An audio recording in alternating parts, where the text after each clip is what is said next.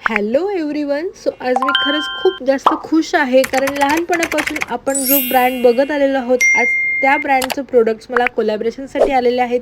So हे खूप छान असं मस्त PR पॅकेज मला रिसीव्ह झालेलं आहे पॉन्ड्सकडून.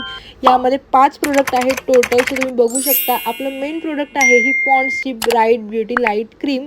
सो आधीसुद्धा मी ही क्रीम यूज करायची आणि तीच क्रीम मला आता PRमध्ये रिसीव्ह झालेली आहे. सो मी खूपच खुश आहे.